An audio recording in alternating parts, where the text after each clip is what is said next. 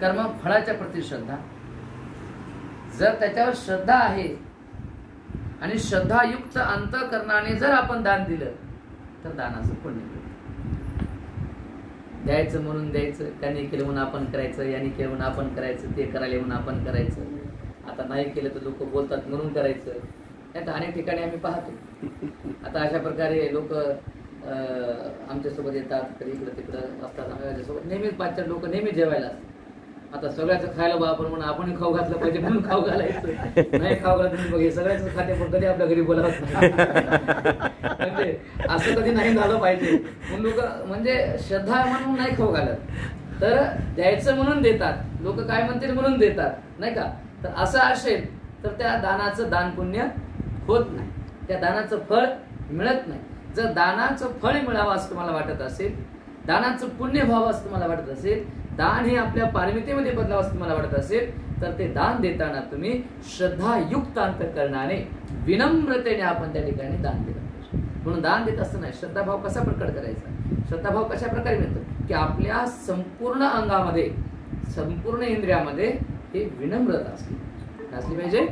विनम्रता, विनम्रता म्हणजे की आपण खाली बसून, गुडघ्यावर बसून, दोन्ही हातानं अंतःकरण असं पवित्र ठेवून, मन हलकं करून, मन प्रफुल्लित करून आपण ते दान दिलं पाहिजे. पण देताना बघा, जेव्हा जेव्हा आपण भंतेना दान देतो तेव्हा गुडघ्यावर बसून तुम्ही फळ द्या, फूल द्या, पाणी द्या, तुम्ही काहीही जरी जेव्हा जेव्हा भंतर देत असाल तर त्यामध्ये तुमचा काय असला पाहिजे, विनम्रतेचा भाव असला पाहिजे. तुम्ही दोन्ही हाताने दिलं पाहिजे. नाहीतर कोण्या पाहुण्याला तुम्ही गुडघ्यावर बसून देता का, आले पाहुणे घरी गुडघ्यावर बसून दोन्ही हातानं काहीतरी गाथा म्हणून देता का त्याला, नाही ना. त्यात तो पाहुणा आहे, तो सामान्य व्यक्ती आहे. पण भिक्षू म्हटलं की तो तुमचा पाहुणा नाही आहे. भिक्षू म्हणजे सामान्य व्यक्ती नाही आहे, भिक्षू म्हणजे साधी गोष्ट नाही आहे. भिक्षू म्हणजे हे एक सामान्य व्यक्तिमत्व नाही आहे, ते असामान्य व्यक्तिमत्व आहे. ते शीलाच्या, सदाचाराच्या, सद्गुणाच्या, न्यायाच्या पवित्र मार्गावर जीवन जगणारे, आपल्या मनाला विकारातून मुक्त करण्यासाठी बुद्ध तत्वज्ञानाचा अवलंब करून निरागस, निसंशय, निसंकोच, निर्दोष, निरापद जीवन जगण्याचा ते प्रयत्न करत असतात. आणि असा मनुष्याला जेव्हा आपण देतो ती साधी गोष्ट नाही आहे. आणि ते देत असताना आपल्यामध्ये काय असली पाहिजे, विनम्रता असली पाहिजे. म्हणून एका हातानं किंवा 1.5 हातानं, काही लोक इथं हात लावतात, असं देतात नाही का, तर 1.5 हातानं, नाही तर एका हातानं, नाही तर उजव्या हातानं, डाव्या हातानं, असं नाही आहे. तर आपण दोन्ही हातानं श्रद्धापूर्वक, औदार्य याला म्हणतात, जेव्हा आपण दोन्ही हातानं देतो ती उदार भावना आहे. बघा दानाची व्याख्या काय सांगितली बघत, बहुजनांच्या हितासाठी, बहुजनांच्या सुखासाठी परतफेडीची अपेक्षा न करता निस्वार्थपणे अन्न, वस्त्र, औषध, रक्त, मांस, वेळ प्रसंगी प्राणाचाही त्याग म्हणजे दान. तर अशा प्रकारे जर तो त्याग आपण केला, अशा प्रकारच्या वस्तू आपण जर ठिकाणी दिल्या की परोपकाराची भावना आपल्या मनामध्ये ठेवून, की लोककल्याण व्हावं, लोकांचं हित व्हावं, लोकांचं मंगल व्हावं, ती भावना जर आपल्या मनामध्ये ठेवून आपण जर दान दिलं तर त्या दानाचं दान पुण्य बनते, ती दानाची दान धार्मिकता बनते. असं श्रद्धायुक्त अंतःकरणाने आपण दान त्या ठिकाणी दिलं पाहिजे. गुडघ्यावर बसून आपण दिलं पाहिजे, गाथा म्हणून आपण त्याचा अर्थ समजून दिला पाहिजे. कर्म आणि कर्मफळावर विश्वास ठेवून आपण त्या ठिकाणी दान दिलं पाहिजे. कर्मावर विश्वास पाहिजे, मी जे आज दान कर्म करतोय त्याचं फळ मला उद्या मिळणार आहे. आज मी हे पुण्य करतोय त्याचं फळ मला उद्या मिळणार आहे. त्या फळावर आणि त्या दानावर दोघांवर आपली श्रद्धा असली पाहिजे, विश्वास असला पाहिजे. कर्मावर विश्वास असल्याशिवाय कर्म करून फायदा नाही. कर्म फळावर विश्वास असल्याशिवाय कर्माची फळाची आशा करून काही फायदा नाही. विश्वास तर पाहिजे ना. आणि मग त्या ठिकाणी कर्म आणि कर्माफळावर विश्वास ठेवून जेव्हा आपण दान देतो तेव्हा ते श्रद्धायुक्त अंतःकरणाने ते दान असतं. म्हणून दान तर द्यावं लागेल, पण कसं, श्रद्धायुक्त अंतःकरणाने, मन तोडून तोडून नाही. आता काही लोक कधी कधी पैसे दान देतात ना, असं खिशामध्ये हात घालतात आणि देऊ का नको, देऊ का नको, देऊ का नको, दिलं तर कसं होईल, दिलं तर कसं होईल, हा मग 100 देऊ का, 50 देऊ, 50 देऊ का, 20 देऊ, 20 देऊ का, 10 देऊ, देऊ का नको, दिलं तर मग दिलं कसं मागाव, असं नाही. हे दिलं तर मग ते काम राहून जाईल, हे दिलं तर मग हे राहून जाईल, असं कुचकुच कचकुच कुचकुच कचकुच सगळं चालते. आणि त्याच्यातून मग कधी कधी काय होते की नकारात्मक तयार होते. मग द्यायची इच्छा जरी असली तरी देत नाही. म्हणजे मनामध्ये मग दिलं तर मग पुन्हा वाटते, कधी कधी मग देते माणूस, कधी कधी घोष मध्ये देऊन टाकते आणि दिल्यानंतर मग पश्चात म्हणते सुद्धा कधी 500 देतो म्हणते 200 द्यायला पाहिजे, 100 द्यायला पाहिजे ते म्हणते ते म्हणजे दिल्यानंतर जर पश्चाताप करत असेल तर त्या दानाचं दान पुण्य होत नाही, त्याचं पुण्य मिळत नाही. दिल्यानंतर पाशात उगत दिलं उगत दिलं उगत दिलं असं जर तुम्ही करत असाल, मनामध्ये आणत असाल, तर त्या दानाचं दान पुण्य मिळत नाही. तर जे द्यायचं ते उदात भावनेनं पटकन देऊन टाकायचं, मोकळं व्हायचं, त्याचा पुन्हा विचार करत बसायचा नाही. अशा प्रकारे मन मोकळेपणाने आपण त्या ठिकाणी दान दिलं पाहिजे. त्याला उदात भावना म्हणतात, मोठं मन म्हणतात. आता असं तुल तुल तुल तुल तुल तुल करायला लागलं तुल तुल, तर त्या मनाला काही अर्थ उरत नाही. आणि मग द्यायचं पण उदात अंतःकरणाने द्यायचं, मन मोकळेपणाने द्यायचं, तर त्या ठिकाणी त्या दानाचं पुण्य मिळते. म्हणून दानं ग्रंथू श्रद्धाय, श्रद्धायुक्त अंतःकरणाने आपण द्यायचं. शीलं रक्षन्तु संपदा. आणि दान देत असताना आपल्या शीलाचं रक्षण करू, की आपल्या काया वाचा मनाने कुणाला दुःख देऊन जर दान देत असाल तर दानाचं पुण्य मिळत नाही. कोणाची चोरी करून तुम्ही दान देत असाल तर त्याचं पुण्य मिळत नाही. काम वासना व्यभिचार करून त्याच्यातून पैसा कमावून तुम्ही जर देत असाल त्याचं पुण्य मिळत नाही. लबाड बोलून खोटं बोलून जर तुम्ही दान देत असाल तर त्या दानाचं पुण्य मिळत नाही. नशा तुम्ही केलेल्या लगेच पिलेल्या तुम्ही देऊ लागले म्हणजे 1000 रुपये लगे असं देऊ लागले, त्याचं काही पुण्य मिळत नाही. त्या तोंडामध्ये तंबाखू आहे किंवा आणखी काही व्यसन तुम्ही करताय आणि ते अशा प्रकारचं ते व्यसन करून जर तुम्ही किती जरी दान देऊ लागलात तर त्याचं सुद्धा पुण्य मिळत नाही.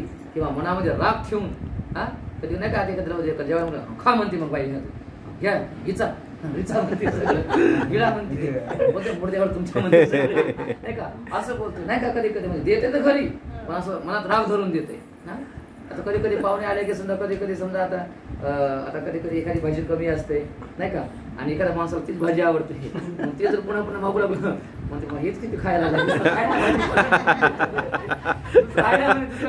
हेच किती खायचं म्हणते एकच खावा का म्हणते. कधी कधी पापड भाजले असतात किंवा कधी कधी जामुन असतात आपण थोडं वाटून वाटून करतोय नाही का. जसं की जर पुणे मुंबईला गेलं तर लय अवघड आहे, मोजूनच खातात किती खाणार आधी विचारतात ते आणि तेवढंच करतात. आणि त्याच्यापेक्षा जास्त खावतं मग ते तिथं एक कंजूसपणा मनामध्ये येतो, राग मनामध्ये येतो, द्वेष मनामध्ये येतो किंवा कधी कधी ईर्ष्या मनामध्ये येते. किती खायला म्हणजे किती वेळचं खायला लागलं म्हणते ते कधी कधी असं होते सगळं ते बाबा म्हणजे असं कधी कधी घडतंय. आणि म्हणून त्या ठिकाणी मनामध्ये अशा प्रकारची जर रागाची भावना, द्वेषाची भावना, कंजूसपणाची भावना आणून जर तुम्ही दान देत असाल तर त्याचंही पुण्य मिळत नाही. मग असं किती बंद द्या तुम्ही मग घ्या म्हणून घ्या बनते खा बनते गीता बनते गीता बनते असं किती जरी आपण म्हणत असेल तर त्याचं पुण्य मिळत नाही. तर ते देत असताना आपल्या शीलाचं रक्षण झालं पाहिजे. आपला काया वाचा मन आनंदाने प्रसन्न असलं पाहिजे. काया वाचा मनाने कुणाला दुःख न देता आनंद मनाने, समाधानी मनाने, सुखी मनाने, प्रसन्न मनाने, आनंद मनाने आपण जर अशा प्रकारे दान कर्म केलं तर त्या दानाचं आपल्याला पुण्य प्राप्त होत असते. पुण्यफळ आपल्याला त्या ठिकाणी मिळत असते. आणि त्या दानाची नेहमी तुम्हाला भावना करावी लागेल, ध्यान करावं लागेल, चिंतन करावं लागेल, मनन करावं लागेल. मी जे दान पुण्य करतो आहे हे दान महान आहे, हे दान फलदायी आहे, हे दान माझ्या निर्वाणासाठी, माझ्या दुःखमुक्तीसाठी, माझ्या मोक्षासाठी, माझ्या मुक्तीसाठी, माझ्या सुखी जीवनासाठी हे दान फलदायी ठरणार आहे. अशा प्रकारची भावना त्या ठिकाणी आपण केली पाहिजे. किंवा मी जे दान देतो आहे माझ्या या दानामुळे अनेक प्राणी जीवजंतू सुखी हो, त्यांना समाधान मिळू, त्यांना शांती मिळू, त्यांना सुख मिळू, अशाही प्रकारची भावना आपल्या मनामध्ये आपण ठेवली पाहिजे. म्हणजे लोककल्याणाची भावना, लोकहिताची भावना आपल्या मनामध्ये ठेवून जर आपण दान दिलं तर त्या दानाचं महान असं पुण्य मिळते. आणि मग अशा प्रकारचं दान माणसाला आनंद देते, सुख देते, शांती देते, समाधान देते, प्रसन्नता माणसाला प्राप्त करून देते. आणि असं प्रसन्न करणारं हे दानाचं तत्व उपासकांचा हा सद्गुण आहे, उपासकातला हा एक चांगला भाव आहे. आणि म्हणून अशा प्रकारे दान कर्म करणं हे आपल्या उपासकांचं कर्तव्य आहे. श्रद्धायुक्त मनाने आपण जर असं दान केलं तर महान त्याचं फळ मिळते. आणि हे फळ आपल्या दुर्गतीला टाळते, आपले दुर्गतीचे दरवाजे बंद करते. हे फळ, हे अशा प्रकारचं कर्म आपल्याला सुगती दरवाजे खोलते. आणि माझ्या श्रद्धायुक्तांत करणाने आपण पुढच्या भिक्षू संघाला दान दिलं पाहिजे. दान देताना दान कुठं द्यावं, दान कोणाला द्यावं हे सुद्धा महत्वाचं आहे. आता तुम्ही भंतेनं सांगितलं दान द्या दान द्या, एखाद्या दारू पिदाळ्या माणसाला तुम्ही म्हणले बापा भंते म्हणले दान द्या, आला पिदाळा होते म्हणजे मला पैसे दारू प्यायला आणि मग त्याला तुम्ही बाबा भंतेनं म्हणलं दान द्या म्हणून काढले 100 रुपये दिले, त्याचं पुण्य नाही मिळत. तिथे दारू पिऊन तुम्हाला शिवाय देते. पण त्याची बायको ती म्हणजे कोण्या बाळकाच्या दिलं म्हणजे याला पैसे याला दारू प्यायला म्हणते मी दिले नव्हते, कोणा दिले म्हणते ह्या त्याची माती हो, त्याचं काय काय त्याचा खाना करावं सत्यानवच माझ्या घरामध्ये मग उपाशी मारलं, असं केलं तसं केलं, काय काय बोलल ते काय काय नाही, त्याची बायको त्याचे लेकरं उपाशी काय काय म्हणते. म्हणजे तुम्ही 10 रुपये दिले बाबा 100 100, पण त्या 100मुळे तुम्हाला किती शिव्या भेटल्या, तुमच्या नावाने किती ती बाई बोंबलली, किती ओरडली, तुम्हाला किती शिवी सराप भेटला, किंवा त्याचं किती विनाश झाला, त्याचा किती वाटोळ झालं, या सगळ्या गोष्टी आहेत. म्हणून दान कुठेही कुणालाही देऊन जमत नाही. तर दानाचं आपलं दान सत्पात्री गेलं पाहिजे, दान आपलं योग्य माणसाला गेलं पाहिजे, त्या दानाचं फळ झालं पाहिजे. म्हणून दान पुन्हा द्यावं ह्याचं सुद्धा भान आपल्याला असलं पाहिजे. म्हणून पूज्य भिक्षू संघाला दिलेलं दान हे श्रेष्ठ आणि महान दान आहे असं भगवंतांनी सांगितलं. पण अशा प्रकारचं दान कर्म जीवनामध्ये नेहमी आपण करावं आणि आपलं मंगल साधावं. आज भालेराव परिवाराने एका बुद्धिपुत्राला आणि काही उपासकांना बोलून श्रद्धायुक्त अंतकरणाने या ठिकाणी त्यांनी दान दिलेलं आहे. या दानाचं महान त्यांनी पुण्य आपल्या जीवनामध्ये संपादन केलं. अशा प्रकारची कर्म जीवनभर ते त्या ठिकाणी करत असतात. काही लोक एकदा करतात, जन्मभर आम्ही केलं, आम्ही केलं, आम्ही केलं, जन्मभर सांगत राहतात. पण ही एकदा केली गंगा जन्मभर सांगा, अशा प्रकारची गोष्ट नाही, तर निरंतर करण्याचं हे कर्म आहे. तर हे कर्म आपण जीवनभर करत राहावं. हा परिवार नेहमी नेहमी विष्णू संघाला बोलून त्या ठिकाणी दान देत असतो. या दान पुण्याने तुमच्या परिवाराची मंगल हो, सर्व दुःख रूप नष्ट हो, हिताचा सुखाचा कल्याणाचा मार्ग मिळो, हीच मंगल भावना व्यक्त करतो आणि बुद्ध वचनाने आपल्या परिवाराला आशीर्वाद देतो. सर्वांनी हात जोडून ग्रहण करा.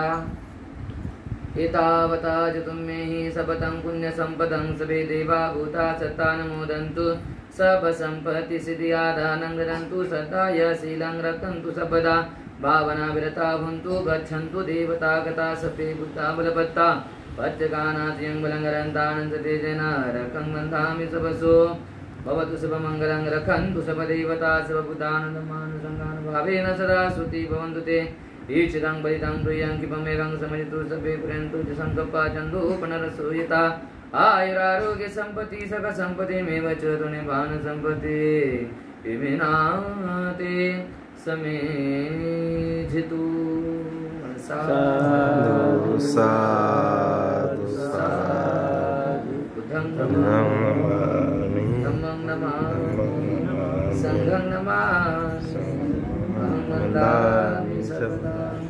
सुखी भव सर्वांची.